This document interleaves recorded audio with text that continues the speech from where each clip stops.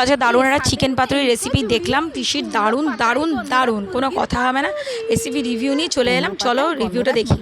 তো বড় বড় চিকেন, অ্যাকচুয়ালি ব্রেস্টের ইয়েটা মানে চিকেনটা নিলে যেটা অনেকটা সফট, একটু চর্বি থাকে হালকা, তো পায়ের দিকে চর্বি থাকে, এটা বোধহয় পুরোটাই নিয়েছে। পোস্ত, নারকেল, আদা, রসুন, গোলমরিচের গুঁড়ো, লেবু। তোমরা গোলমরিচের গুঁড়োটা দিও না, তার চেয়ে বরং কাঁচা লঙ্কা দাও। কাঁচা লঙ্কা দিলে এটাকে ভাপিয়ে নিচ্ছে, একটু নরম করে নিচ্ছে। কাঁচা লঙ্কা দিলে টেস্ট অনেক বেশি ভালো হবে। রোল করে নেব সবগুলো।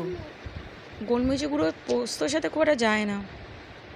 এবার সাদা তেলে কম এবার এটাকে ভাজবে। পাতুরি অ্যাকচুয়ালি দুটো স্টাইলে হয়, আমি পিসিমাকে বারবারই দেখেছি পাতুরি ভাজা স্টাইলে করে, কিন্তু আমরা ভাপা স্টাইলে করি।